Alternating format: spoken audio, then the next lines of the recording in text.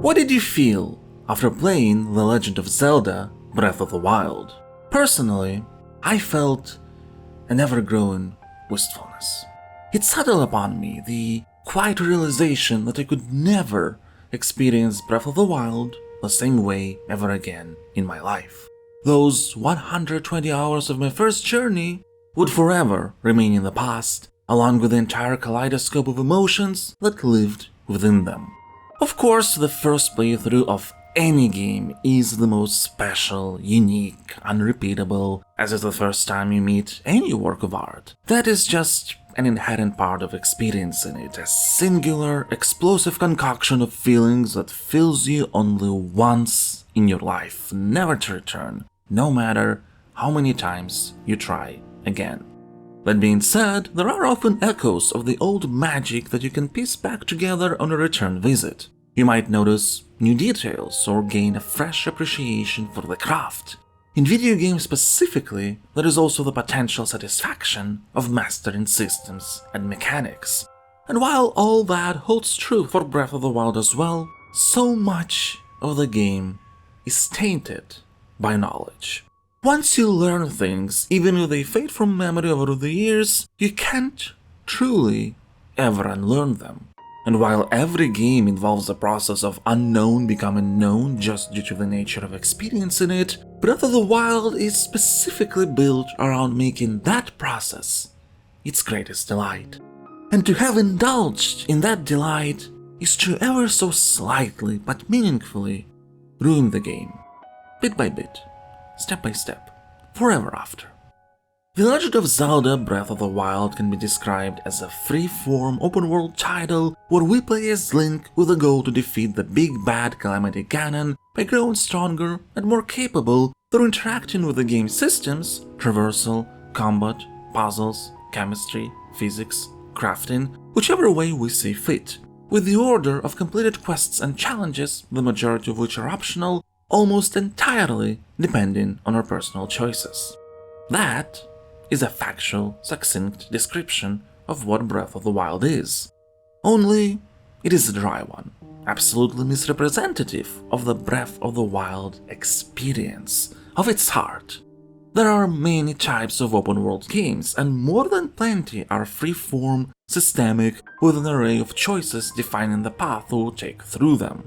But not every free-form, systemic, multiple-choice open-world game invites you to carve your own, unique, absolutely personalized adventure that feels yours and yours alone.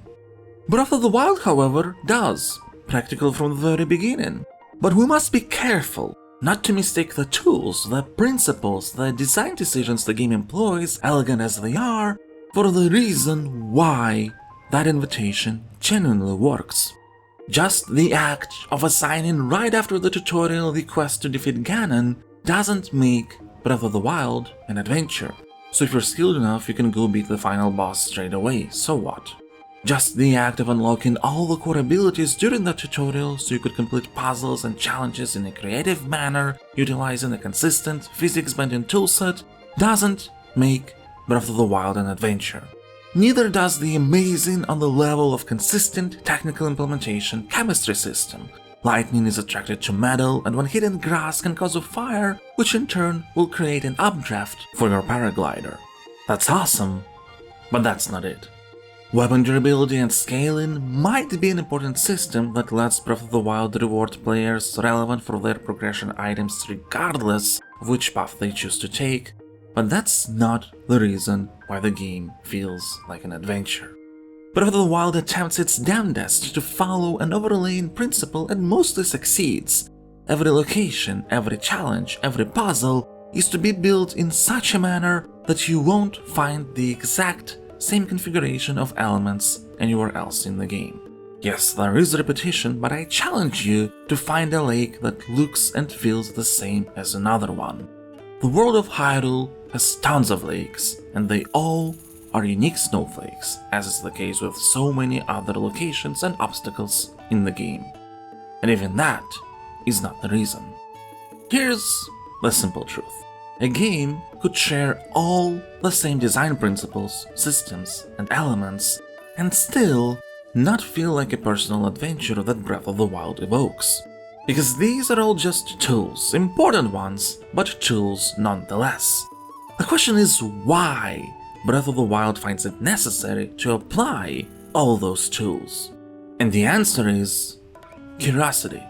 It's the feeling of awe and discovery that truly makes Breath of the Wild feel like an adventure. And the desire to make players wonder not only defines what systems are there in the first place, but how each of them is implemented. There is a purpose to every hill on the horizon, every insect you can catch, every elixir you can cook out of those insects, every NPC that asks you to bring either one of those items. To make you ask, what's this? What's that? What happens if I do this? If I can't do this, does this mean I can do that? What might I find over there? What about here?